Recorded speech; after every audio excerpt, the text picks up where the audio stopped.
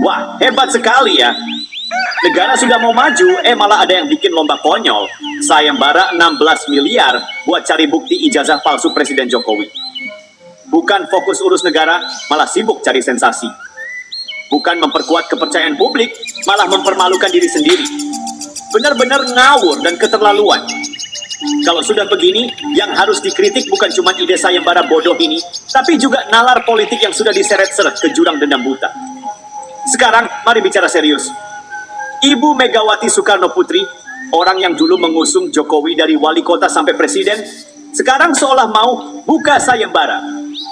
Siapa yang bisa membuktikan Jokowi palsu? Pertanyaan sederhana. Kalau betul ijazah itu palsu, siapa yang paling bertanggung jawab? Jawabannya bukan rakyat, jawabannya bukan lawan politik. Jawabannya adalah Ibu Megawati sendiri, yang menandatangani restu politik Jokowi bertahun-tahun lalu. Jadi, jangan salahkan rakyat. Kalau memang palsu, justru yang paling harus diperiksa pertama kali adalah partai yang mengusungnya. Sampai di sini saja, sayembaranya sudah tampak konyol. Ini bukan soal benci atau suka. Ini soal logika. Ini soal tanggung jawab. Kalau berani buka sayembara, berani juga dong bertanggung jawab kalau ternyata Jokowi selama ini sudah diverifikasi resmi sejak wali kota, gubernur, sampai presiden. Apa semua aparat negara salah? Apa semua sistem pemerintahan sejak dulu bodoh? Apa semua rakyat Indonesia dibodohi? Kalau benar begitu, berarti kerusakan negara ini bukan karena Jokowi. Kerusakan negara ini karena yang memberi karpet merah buat Jokowi. Logikanya sederhana, sangat sederhana. Sekarang bayangkan begini, ada orang dituduh pegang uang palsu. Lalu orang itu menunjukkan uangnya asli, valid, diverifikasi. Kalau orang yang nuduh memang niat cari kebenaran, dia akan berhenti. Tapi kalau dasarnya memang sudah benci, mau uang itu diperiksa 7 kali juga tetap saja dibilang palsu. Nah, itu yang terjadi di kasus Jokowi ini. Sudah ada klarifikasi, sudah ada verifikasi, sudah ada pengadilan, sudah ada penolakan dari sistem hukum. Tapi tuduhan tetap dipelihara karena dasarnya bukan cari keadilan, melainkan pelihara dendam. Itu masalahnya. Mau dibungkus dengan kata sayembara ke, mau dikasih embel-embel cari keadilan ke, tetap saja intinya menyebarkan kebencian politik. Tidak profesional, tidak negarawan, tidak bermartabat. Seharusnya seorang tokoh besar, apalagi yang membawa nama besar Bung Karno, lebih bijaksana. Kalau punya bukti, serahkan ke pengadilan. Kalau tidak punya bukti, jangan mempermalukan diri dengan cara-cara murahan seperti ini. Jangan sekali-sekali mainkan demokrasi dengan isu ijazah palsu untuk balas dendam politik. Demokrasi bukan dagelan. Demokrasi itu akal sehat, bukan jual beli hoaks berhadiah miliar-miliar. Sekarang bertanya jujur kepada diri sendiri. Apakah semua yang ribut soal ijazah palsu ini benar-benar karena cinta keadilan? Atau karena luka lama, dendam politik yang tidak pernah selesai? Kalau benar cari keadilan, begitu bukti valid keluar, harusnya selesai. Tapi kalau terus dipelihara, terus diulang-ulang, berarti ini bukan cari kebenaran. Ini cari pelampiasan. Kalau memang cinta bangsa ini, jangan ajak rakyat membodohi diri sendiri dengan isu basi. Bangsa ini butuh maju, bukan mundur karena kebencian buta. Sayembara ini bukan pertarungan keadilan. Sayembara ini pertarungan dendam. Sayembara ini pertarungan ego yang gagal menerima kenyataan. Presiden Jokowi dengan segala kekurangan dan kelebihannya sudah membuktikan pengabdiannya untuk bangsa ini. Kalau mau mengkritik, kritik kebijakan. Kalau mau membangun, bangun narasi. Bukan cari-cari alasan untuk meruntuhkan, apalagi dengan cara murahan seperti sayembara abal-abal.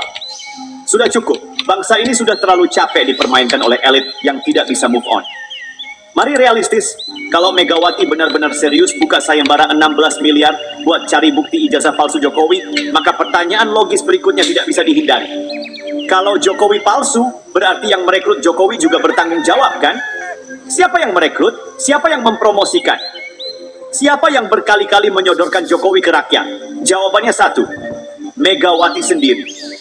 Megawati sebagai Ketua Umum Partai Demokrasi Indonesia Perjuangan. Megawati sebagai tokoh politik utama. Megawati sebagai pemberi mandat. Artinya, sayembara ini bukan hanya mempermalukan Jokowi, tapi secara tidak langsung mempermalukan dirinya sendiri. Blunder besar. Logikanya sederhana. Kalau Jokowi dipilih Megawati, lalu ternyata Jokowi bermasalah, itu artinya PDIP, dan Megawati gagal menyaring calon pemimpin bangsa. Kalau benar ijazah Jokowi palsu dan dibiarkan 2 periode jadi presiden, itu artinya ketidakbecusan ada di tangan partai yang mengusungnya. Lalu, apa Megawati siap mempertanggungjawabkan itu semua? Apakah Megawati siap mengakui kegagalan seleksi kadernya sendiri? Tentu saja tidak, karena itulah sayembara ini tidak masuk akal.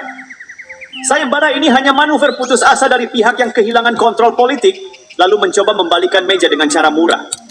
Sangat berbahaya untuk reputasi politik sendiri. Blunder ini bukan sekadar kesalahan kecil. Blunder ini fatal.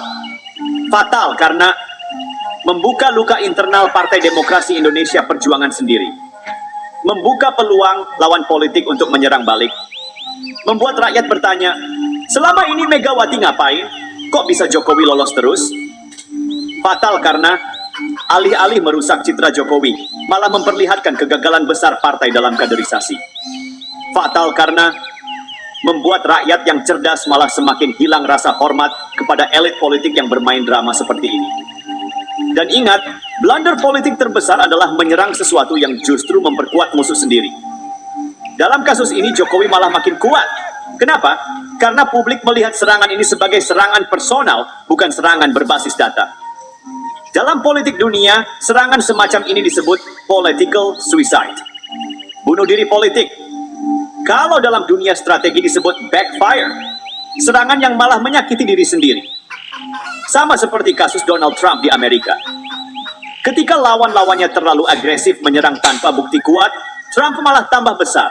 Simbol anti-establishment makin kuat. Sama seperti Jokowi sekarang. Ketika diserang dengan isu ijazah tanpa bukti final, yang terjadi bukan hancurnya kredibilitas Jokowi. Yang terjadi adalah tumbuhnya simpati rakyat. Jadi siapa yang rugi? Jelas pihak yang menyerang dengan strategi bodoh ini. Sekarang, mari jujur bertanya ke hati nurani. Apa tujuan sebenarnya dari sayembara ini? Untuk bangsa? Atau sekadar pelampiasan? Mencari kebenaran? Atau sekadar menjaga gengsi? Kalau tujuannya keadilan, jalur hukum yang resmi tersedia. Kalau tujuannya fitnah, rakyat cerdas bisa membedakan. Bangsa ini sudah dewasa, tidak mudah lagi dibodohi oleh narasi murahan. Rakyat butuh pemimpin yang membangun, bukan menghancurkan dengan kebohongan dan dendam. Sayembara 16 miliar ini bukan jalan keluar. Sayembara ini jebakan buat diri sendiri. Sayembara ini bukti bahwa sebagian elit tidak siap kalah, tidak siap introspeksi, tidak siap menerima realita. Dan bangsa ini, bangsa Indonesia yang cerdas, tidak butuh lagi pemimpin yang bermain di lumpur kebencian. Bangsa ini butuh pemimpin yang melangkah ke depan, bukan mundur sambil menebar racun di jalan. Maka, hentikan drama. Fokus membangun bangsa. Karena kebencian tidak akan pernah mengalahkan kerja keras dan kebenaran. Kalau ada lomba strategi politik paling bunuh diri, sayembara ijazah palsu ini pasti juara 1. Enggak perlu polling, enggak perlu voting, sudah otomatis menang telak. Karena apa? Karena efeknya jangka panjang, sistemik, dan menghancurkan dari dalam. Dan ini bukan teori, ini sudah mulai kelihatan. Sayembara ngawur ini seperti menabur garam ke luka lama di PDIP. Sekarang internalnya makin terang. Ada kubu pro Megawati yang keras kepala, ada kubu pro Jokowi yang lebih rasional dan ingin move on. Ada generasi muda PDIP yang mulai gerah karena malu bawa nama partai yang isinya sayembara ngawur dan politik baper.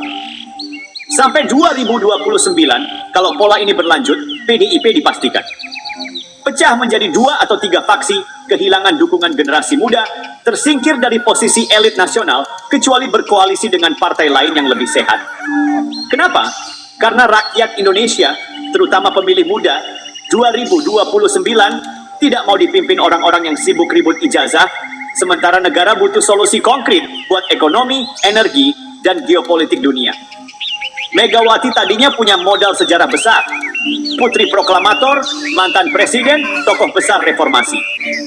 Tapi dengan manuver seperti ini, warisannya malah ternoda berat. Kalau ini terus dibawa sampai 2029 tanpa klarifikasi dan tanpa evaluasi, sejarah akan mencatat Megawati adalah tokoh besar yang menggerogoti warisan politiknya sendiri karena gagal move on. Ini berat, karena bangsa ini sekali kecewa tidak mudah melupakan. Nama besar bisa roboh hanya karena satu kesalahan fatal yang tidak pernah dikoreksi. Aneh tapi nyata, sayembara ini justru memperkuat Jokowi. Makin ditekan, makin dituduh tanpa bukti sahih, Jokowi makin dipersepsikan rakyat sebagai pemimpin dari rakyat biasa, korban elit lama yang tidak rela kehilangan kekuasaan, tokoh anti status quo yang berhasil meruntuhkan politik dinasti lama. Sampai 2029, jika ini terus bergulir, Jokowi akan tetap jadi influencer politik terbesar, walau tidak lagi menjabat. Bisa saja para calon presiden atau wapres nanti akan rebutan dukungan Jokowi untuk menang. Dan ironisnya, itu semua terjadi karena serangan bodoh ini. Suka atau tidak suka, sayembara ini mempercepat lahirnya era baru politik Indonesia. Era di mana rakyat tidak lagi silau dengan keturunan siapa.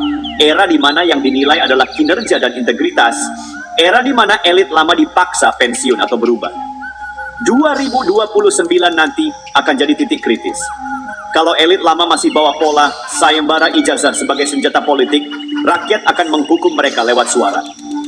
Dan hukuman dari rakyat dalam politik demokrasi itu lebih kejam daripada sayembara apapun. Karena sekali kehilangan kepercayaan, tidak ada 16 miliar, tidak ada 160 miliar yang bisa beli kembali legitimasi itu. Maka, narasi besar sampai 2029 ini sederhana. Mereka yang membangun kepercayaan akan bertahan, mereka yang menjual drama murahan akan disingkirkan. Dan sejarah tidak pernah peduli siapa yang dulu besar. Sejarah hanya mencatat siapa yang mampu berdiri di saat badai datang. Bangsa ini sudah terlalu dewasa untuk terus dijual drama. Rakyat butuh kerja nyata, bukan sayembara kosong yang malah mempermalukan diri sendiri. Di saat dunia sudah sibuk ribut tentang krisis energi, AI, persaingan Amerika-China, beberapa politisi kita malah sibuk sayembara ijazah. Memang kelasnya jauh. Ada dunia nyata, ada dunia halu. Tapi suka tidak suka, dunia nyata itu akan tetap jalan, dan mau tidak mau akan menggilas siapa saja yang tidak siap. Sampai 2029, geopolitik dunia makin tajam. Amerika dan sekutunya di satu sisi, Cina Rusia di sisi lain. Semua negara ASEAN dipaksa memilih arah. Mau lebih condong ke barat, Amerika Eropa, atau lebih ke Cina, Indonesia mau tidak mau akan ditarik ke tengah pusaran ini. Nah, apa hubungannya sama politik dalam negeri? Sangat besar. Karena kekuatan politik yang pro-Amerika akan bersaing dengan kekuatan yang pro-Cina.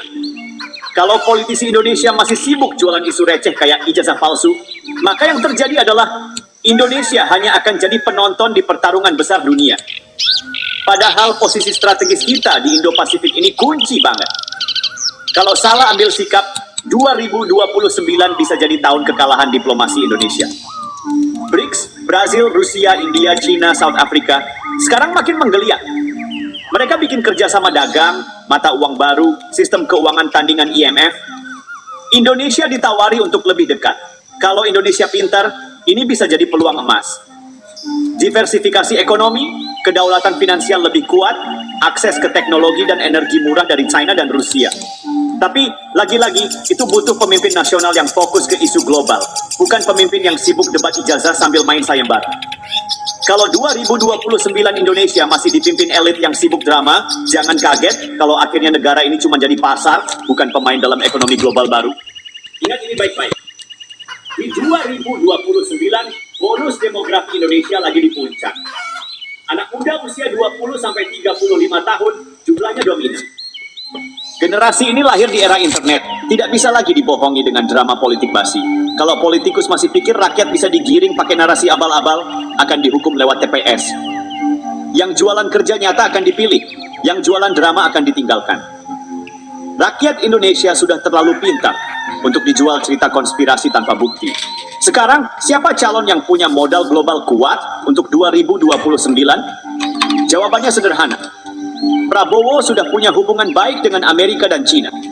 Gibran, kalau diarahkan benar, bisa jadi wajah muda Indonesia yang diterima dunia.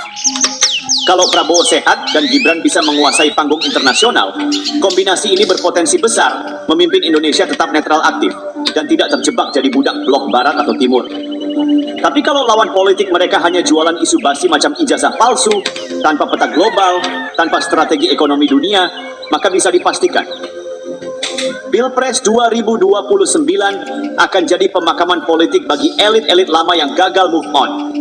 Jadi begini kesimpulannya. Dunia berubah cepat, rakyat berubah cepat, tantangan berubah cepat.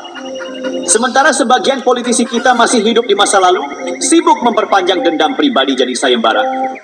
Kalau masih begitu, 2029 bukan saja jadi tahun kekalahan elit tua, tapi bisa jadi titik balik kematian politik mereka selamanya. Bangsa ini sudah bosan disuruh menonton drama. Bangsa ini butuh orang yang bisa baca peta dunia, bukan baca ijazah palsu. Sementara sebagian elit masih sibuk ngitung sayembara abal-abal, dunia nyata politik Indonesia sudah mulai bergerak pelan-pelan. Mereka yang paham peta global sudah menyiapkan diri. Mereka yang masih ribut ijazah, silakan. Tertinggal di belakang sejarah. Kalau konstelasi dunia dan ekonomi nasional tetap stabil, maka besar kemungkinan Prabowo akan mendorong regenerasi. Gibran ada di posisi strategis.